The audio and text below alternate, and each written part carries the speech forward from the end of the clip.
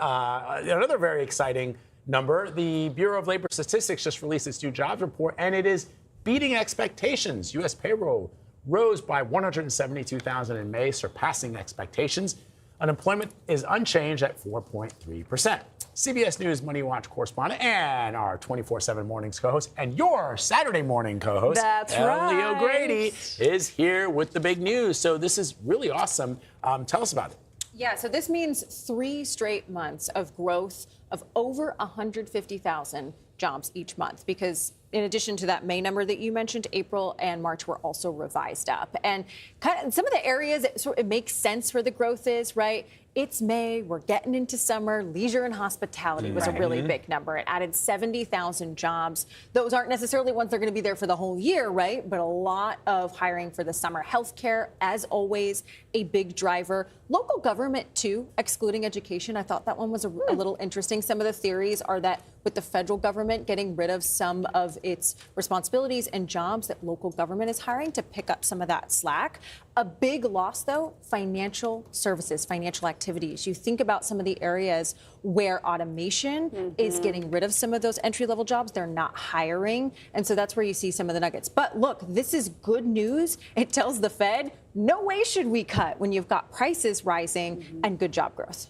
But we don't necessarily know if there's wage growth yet, do we? Yes, and this is something you and I were talking about yesterday. Inflation and prices going up. It's like, when are the actual wages going to catch up? This is the really important point, because in this report, it showed that wages on an annual base grew 3.4%. When we look at the inflation report, prices grew 3.8%. Okay. So you feel behind. That's why you feel that crunch. And then if you look at a 5-year horizon, that crunch is even more severe. And so that's why you say, when are things going to get better? You're having to go over a 5-year horizon of making up that time. Right now with the energy crunch, we're expecting to see inflation elevated for a while. Boy, I had to fill the gas yesterday. Yeah. And I didn't go all the way. I was like, I'm going to do this number. Oh, my gosh. And then I got home, and it was really low, and I was like, I'm the worst person ever, because my husband has to fill.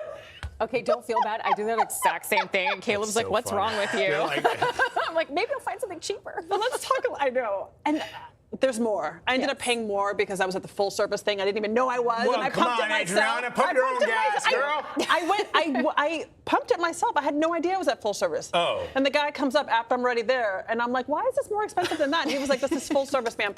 But we digress. Oh, boy. Kelly O'Grady, thank you so much for breaking all that down.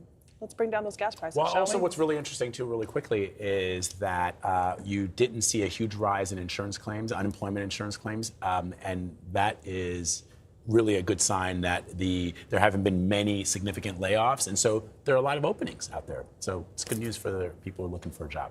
Yeah. All right, let's get the perspective from D.C. Let's bring in White House reporter Aaron Navarro. We want to hear from him and see what the White House has been saying on the jobs report. What did the president say at all about the jobs report, or even about his economic record? We heard he was talking about this yesterday. Yeah, that's right. Nothing yet officially from the president or the White House. We haven't asked, and we are starting to see White House social media accounts just reposting news clips, articles about this good economic news for them. It's a economic bright point that they really needed at this point, especially before the November midterm elections, where you saw in polling voters trusting Republicans and the White House less when it comes to the economy. And yesterday, the president seemed to revert to a pre-Iran war messaging when it comes to affordability. This was something that we heard from him last November after Democrats like Zohran Mamdani ran on this issue of affordability, and President Trump insinuated that he had inherited a tough economic situation from his predecessor in the White House, President Joe Biden. Take a listen to what President Trump told reporters yesterday. We're really lowering costs. What we had is a bunch of con artists, the Democrats, and what they did is they left. They gave the highest prices that we've ever had for all products, groceries, everything, and they started saying affordability. They'd say this is about affordability. It's a con job. I inherited their high prices. We brought those prices way down. But any argument on the economy from the president, these positive job report numbers, is still harmed, at least politically, by this war in Iran that has caused the rise in gas and grocery prices. The president will be in western Wisconsin today for what the White House has billed as remarks about the agriculture and how his tax and spending bill, which the White House is calling more so the working families tax cut rather than the one big beautiful bill that the president liked to say last year, is helping rural Americans. We will see how much of the speech that the president says is actually dedicated to talking about that. All right, I want to pivot, Aaron, now to talk about the Iran deal. There isn't one, but we know that Israel attacked more Lebanese targets overnight. What's the relationship right now between the president and Prime Minister Netanyahu?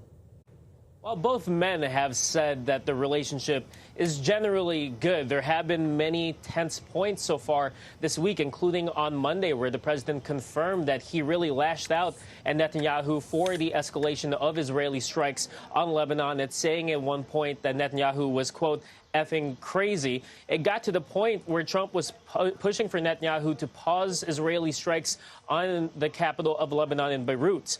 The fighting between Israel and Hezbollah has really complicated any chances for President Trump of ending this war and getting Iran to agree to any sort of peace deal, as Iran has insisted that the conflict between Israel and Lebanon must stop before they agree to a deal with the U.S. The president yesterday also talked about his communications with the various sides involved. Take a listen to what he told reporters. I think Hezbollah, I will tell you, they called us and they said, how about stopping? And I think you're going to see things happen over there. Lebanon's been under attack for so many years and always like an underdog. And it would be really nice if it could end. And I spoke to Bibi Netanyahu about that. And I speak to them about it. And I actually spoke to Hezbollah about it. And I think progress is made.